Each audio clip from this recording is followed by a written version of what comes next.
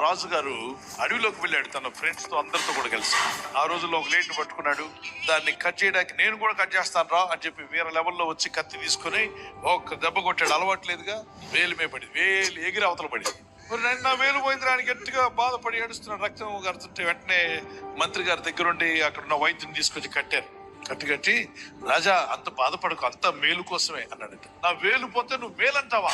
అర్జెంటుగా మంత్రి గారిని తీసుకెళ్లి పక్కన బావిలో పడేంటారు అన్నాడట. మంత్రి గారిని అమాంతంగా తీసుకెళ్లి బట్టలు నీరు లేని బావిలో పడేశారు. అప్పుడు మంత్రి దగ్గరికి వెళ్ళి ఆ బావి పక్కన నిలబడి, ఏ మంత్రి ఇప్పుడు సరిపోయిందా నీకు? వేలు పోతే మేలంటావా? ఇది నా మేలు కోసమే రాజా అన్నాడు. ఏంటో నేను బావిలో పడేయడం కూడా మేలు కోసమేనా? అవును రాజా.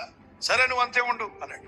ఈ భటులు వీళ్ళంతా భోజనాలు చేస్తున్నారు. రాజుగారికి భోజనం ఉంటే ఈలోగా పెద్ద శబ్దం, పెద్ద శబ్దం. ఏమిటా శబ్దం అంటే అడిగోళ్ళు వచ్చేస్తారు సార్. ఈలోగా వాళ్ళు పరుగు రానే వచ్చారు. ఈయన చుట్టూ చేరేసరికి సైనికులు భటులు ఎవరికి వాడు పరుగు పారిపోయారు రాజును వదిలిపెట్టి.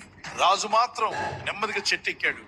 వీళ్ళు ఏంటంటే వాళ్ళు అడవిలో ఆరాధించేదానికి బలి ఇవ్వాలట.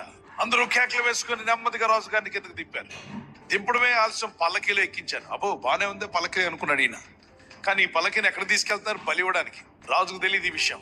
తీసుకుని వెళ్ళిపోయారు. వీళ్ళు ఆరాధించేదానికి బలి ఇచ్చే ముందు ఆ ప్రీస్ట్ ఉంటాడు. ఆ ప్రీస్ట్ ని పిలిచారు. ఇదిగో మనకు దొరికాడు వేరే జాతి వాడు, మనం ఆరాధించేదానికి బలి వచ్చు, ఇతను నరబలి అన్నట్టే. అతను లోపల నుండి బయటకు వచ్చాడు. నేను కుక్క వాసన చూసినట్టు చూస్తున్నాడు పైనుండి కింద వరకు. చూస్తా ఉండగా ఆయనకి ఏం కనబడలేదు, ఒక వేలు కనబడలా.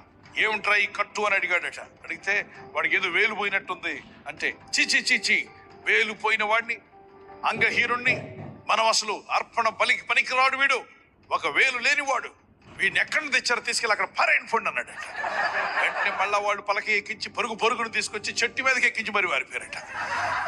అది చూసిన రాజు అన్నాడట, ఒరే నాకు వేలు పోవడం మేలే, ఉండుంటే ప్రాణం పోయి ఉండేది, వేలు పోవడం మేలే. ఇంతకీ వాడెక్కడున్నాడని అడిగాడట. ఎవరో మంత్రి గారు. ఎక్కడున్నాడు? బావిలో ఉన్నాడు. ఇంతకీ ఏం చేస్తున్నాడు అంటే, నాకంతా మేలే అన్నాడట.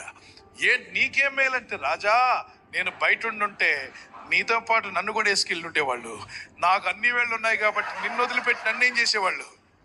ఏది జరిగినా మేలు కోసమే రాజా. కొన్నిసార్లు మనకు అర్థం కాకుండానే అదేదో మనకు అడ్డం వచ్చింది అనుకుంటాం, కానీ అది మేలుగా మారబోతుంది. మేలుగా మార్చగల దేవుడు నీకున్నాడు. దేవుని ప్రేమించు వారికి మేలు కలుగుటకే సమస్తము సమకూడి జరుగుతున్నవి.